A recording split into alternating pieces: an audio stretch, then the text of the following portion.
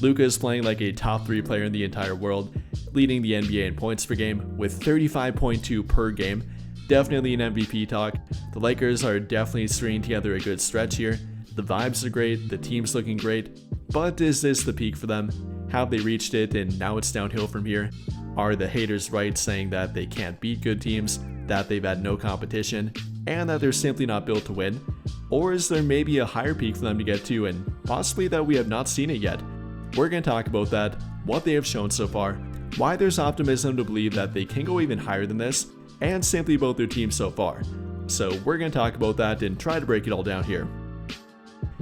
And well, I guess beginning with the narrative that they do not have the ability to beat good teams, not only in my opinion, but literally for a fact, that is not true.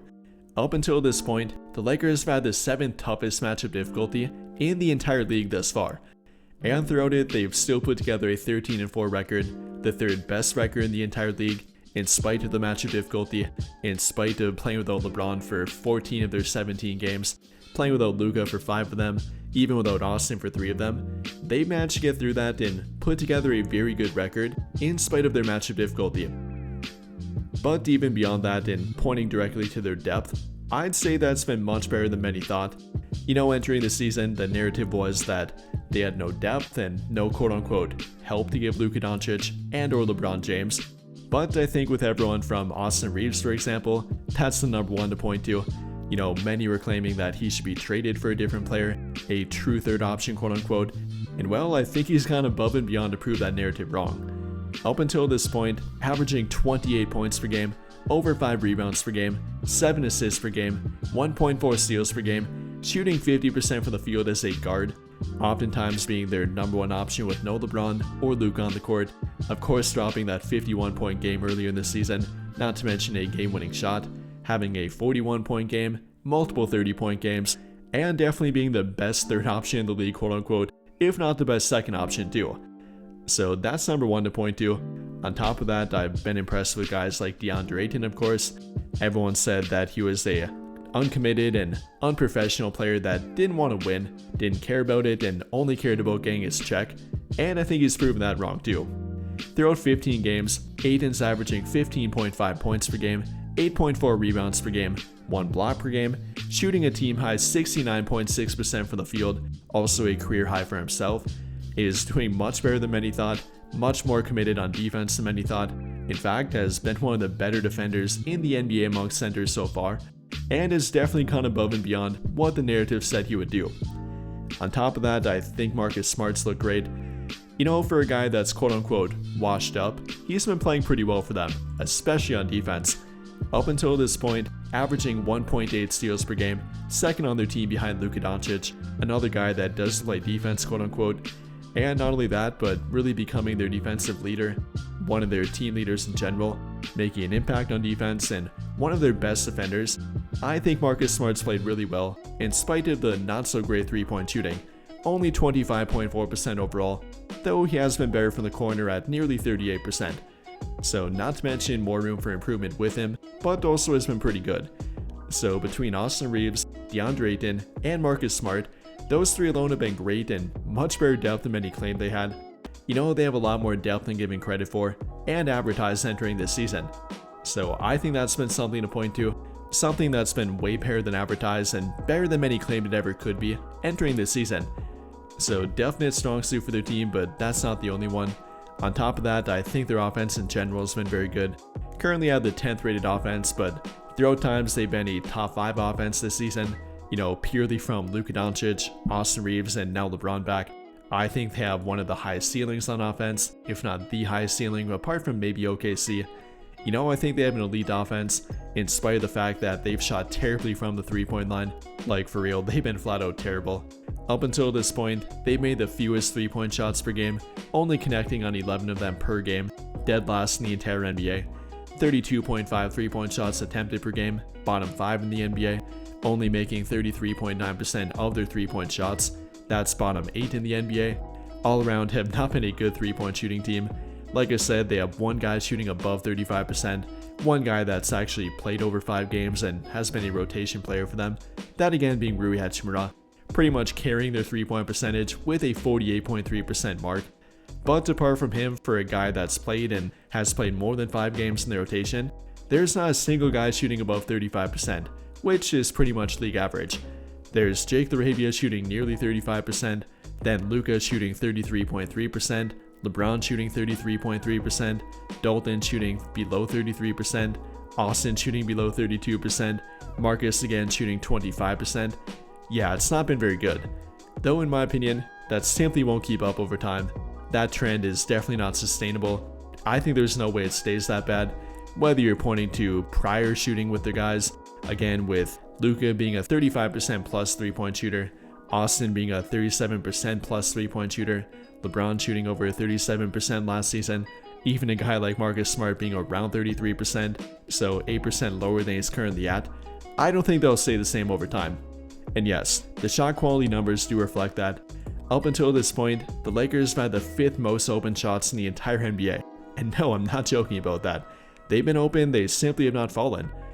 According to NBA.com, the Lakers attempt nearly 29 open shots per game, that being classified as a defender being within 4 to 6 feet away from them when the shot goes up. And on top of that, they've simply not made many of them. Of the 29 open shots that they take, quote unquote, over 13 of them per game have been 3-point shots, and yet, their open 3-point shots are only falling at a 30% clip. That's bottom 5 in the entire NBA once again, go figure, actually being the 3rd worst, only falling behind the Utah Jazz and the Indiana Pacers, both of which have losing records and are well below 500. Over time, I simply don't think they'll keep up. They're not that bad of a 3-point shooting team. With the shot quality that Luka Doncic, LeBron, even Austin Reeves generate for their team, they're bound to go in sometime. So while I would point to their shooting as a current weak point for their team, I'd also point to it as something that has a lot more room for growth, and simply something that they have not been up to par in so far, but I simply don't think it'll last. Another thing I'd point to that they were very bad at but also are now improving in, would be their ability to get out and run in transition. In their first 14 games, they were a bottom 3 fast break points per game team, bottom 4 actually, only scoring 12.5 fast break points per game, that being a pretty bad mark for them and something that they have not been for literally over half a decade now. But coincidentally, when LeBron came back 3 games ago, they shot up to the very top of the NBA, literally being number 1 in fast break points per game, jumping up to nearly 22 per game in their past 3 games. LeBron obviously being a big part of that and really the driving force behind it. Ever since he came back, they've made it a point to get out and run, whether it be with him and Austin, him and Luka even, him and Jake LaRavia, him and Rui, whoever it might be. They made it a point to get out and run and really jumpstart their offense immediately after they get the defensive rebound. So again, pointing to something that they were not good at but now are improving drastically at, I think that this is something to point to, and in my opinion, it's really a telltale sign that they do in fact have the ability to get even better. And then kind of flipping that around to their transition defense, something that they have been notoriously terrible at for literally half a decade now, they're finally a good transition defense. And no, I'm not joking about that. After being a bottom 3 transition defense dating all the way back to 2022, they're finally a top 10 transition defense. Up until this point, giving up the 7th fewest points per game off turnovers to their opponent, only 14.7 per game, then giving up the 10th fewest opponent fast break points per game, only giving up 12.3 per game. That's a drastic difference compared to last season, where they gave up nearly 17 per game, in fact over 17 per game, or over the past 5 years now, making me endlessly shout at my TV for them to get back on defense. They are finally doing it. And I definitely point to one player for it, but not only one player here alone, pointing to a guy like Marcus Smart, who I mentioned is a defensive leader for their team. I think he's really changed the mentality with this, getting back on defense, making a point to do it, not being afraid to call out guys for not doing it. I definitely point to Marcus Smart as a big part of it. On top of that, I'd point to Redick making it a bigger emphasis, their entire coaching staff pointing to it and really making them work harder on it, after not doing it for literal years now at this point. So yet another improvement for them. However, I will say their defense is far from perfect. Up until this point, they've been in the middle of the pack in the NBA, sitting at 15th place in defensive rating. In spite of their better transition defense, in spite of being a pretty decent half-court defense, they're not great. I would definitely point to this as something to where if they want to improve and become a top 10 defense, which will be where their peak is, then they might eventually have to make a trade. And that's kind of the final part I want to talk about here. not really a part of their current team per se, no trade ever is, but I think they have an obvious trade package, or packages, that they can actually package to directly address a few of their last remaining needs, which in my opinion are again, defense, simply two-way ability in general, guys that can impact their team positively on both defense and offense with purely 3-point shooting. I would point to a trade package of their final tradable first round draft pick, that being in 2031, their 4 tradable first round draft pick swaps, 1 tradable second round draft pick, expiring contracts like Gabe Vincent, Maxi Kleber, if you want to go really far with it, even Rui Hachimura. Though I would be fairly hesitant to include him in a trade, it would have to be an absolutely perfect one in my opinion, of which there are probably not very many. Though again, those are their expiring contracts, their draft assets, then a guy like Dalton Knecht for a young asset, albeit with not a ton of trade value at this point.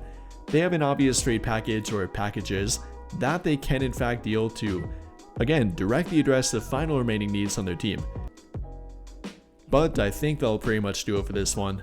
And if you enjoyed the video, then I'll greatly appreciate it if you drop a like, subscribe to the channel if you have not already, and hit that notification bell to never miss out when I upload a video. But as always, thank you for watching and have a great day or night.